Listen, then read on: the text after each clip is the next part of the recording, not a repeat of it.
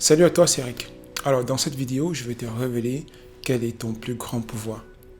Je vais te révéler quelque chose auquel on n'attache pas beaucoup d'importance dans notre société et qui finit par passer comme normal. Et c'est d'ailleurs la raison pour laquelle, au fil du temps, on se sent piégé dans une vie dans laquelle on ne se reconnaît pas. On se sent piégé parce qu'on ne parvient pas à obtenir les choses qu'on veut. On ne parvient pas à réaliser nos rêves. Avant de commencer, je te demande de mettre un pouce bleu, de t'abonner si ce n'est pas déjà fait, mais surtout de cliquer sur la cloche de notification pour être notifié des prochaines vidéos. Allez, sans plus tarder, on commence. Alors, l'une des plus grandes croyances limitantes que nous avons dans notre société, c'est que il ne faut pas avoir de faiblesse.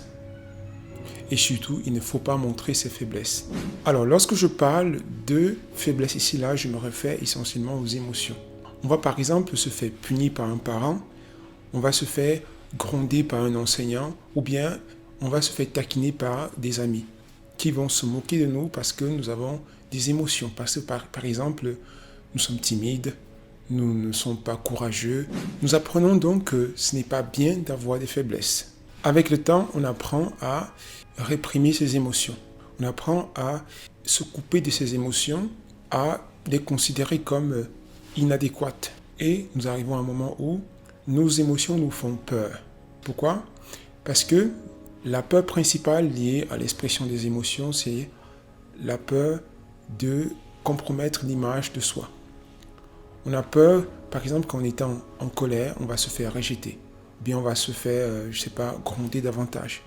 On a peur, par exemple, que en se mettant à rire aux éclats, on va se faire ridiculiser. Bien, on va être tout simplement ridicule. Donc, en fonction de là où nous avons grandi, les gens qui étaient autour de nous, nous apprenons à calibrer nos émotions. Dans la société en général, nous sommes tous mus par le sentiment que ce n'est pas prudent d'exprimer ses émotions. Ce n'est pas prudent d'avoir des émotions. Tout simplement parce que lorsqu'une personne exprime son émotion, par exemple la colère, les gens ont peur parce qu'ils ne savent pas ce qui va advenir après. On a peur de ce qui peut arriver. Et donc, en fait, l'inconscient collectif essaie d'induire cette peur des émotions parce que, au fond de nous, nous avons peur de l'inconnu. Si une personne est super excitée, qu'est-ce qui va se passer? Si une personne est super en colère, qu'est-ce qui va se passer? Donc, en fait, la peur de l'inconscient collectif, c'est la peur de perdre le contrôle sur l'autre. Et donc, nous vivons dans cette société-là où, de façon implicite, on a peur de perdre le contrôle sur les autres.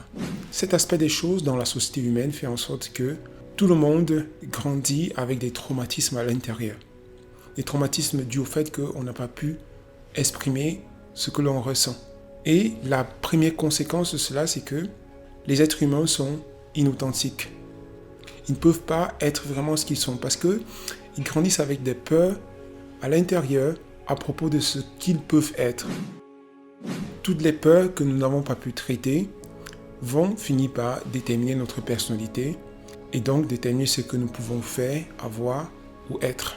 À partir du moment où nous commençons à réprimer nos émotions, et cela arrive bien sûr dans les premières années de l'enfance, nous allons commencer à nous couper peu à peu de notre pouvoir, de notre capacité de ressentir ce que nous sommes.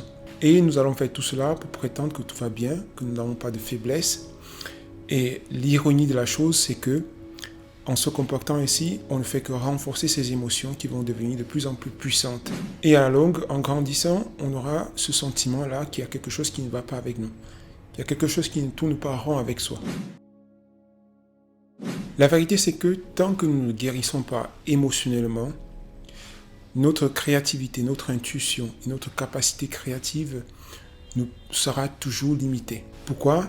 Eh bien parce que tout comportement est émotionnel. Notre comportement, notre attitude et tout ce que nous faisons dans la vie sont contrôlés, sont régis par nos émotions.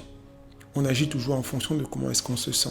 Et tant qu'il y a des parties de soi qui sont bloquées, qui ont été réprimées, cela signifie tout simplement qu'une partie de notre pouvoir, de notre potentiel, de notre capacité à exprimer ce que nous sommes a été réprimée dans l'obscurité. Maintenant, ce qui est déplorable, c'est qu'en vivant de cette façon, nous allons passer la vie à nous auto-saboter. Ça veut dire à nous empêcher d'obtenir ce que nous voulons vraiment.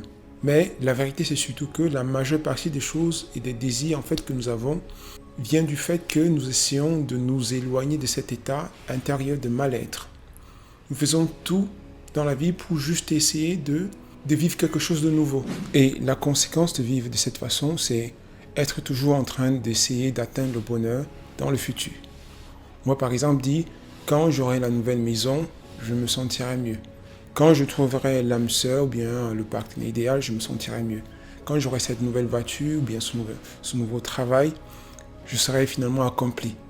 On est toujours en train de projeter son bonheur dans le futur. Mais c'est juste parce que inconsciemment, on est en train d'essayer de s'éloigner de cet état intérieur de mal-être qu'on vit en permanence. La vérité est que le bonheur se trouve ici et maintenant. Et le bonheur ne dépend pas de quelque chose d'extérieur. Le bonheur, c'est être ce que tu es. Le bonheur, c'est notre nature profonde. C'est ce que nous sommes en profondeur. Et donc, être constamment en train de chercher, d'atteindre le bonheur dans le futur à travers un objectif ou bien une personne ou bien je ne sais pas quoi, c'est juste être en résistance à ce que l'on est. Ce qui nous empêche d'être heureux dans la vie, c'est l'image que nous avons de nous.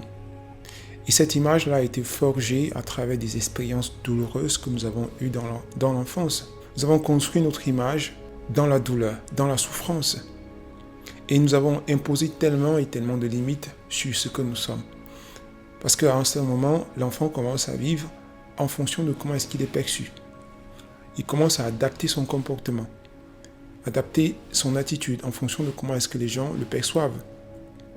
Et donc, en fin de compte, nous avons accumulé beaucoup d'émotions négatives, beaucoup de souffrances à l'intérieur de nous.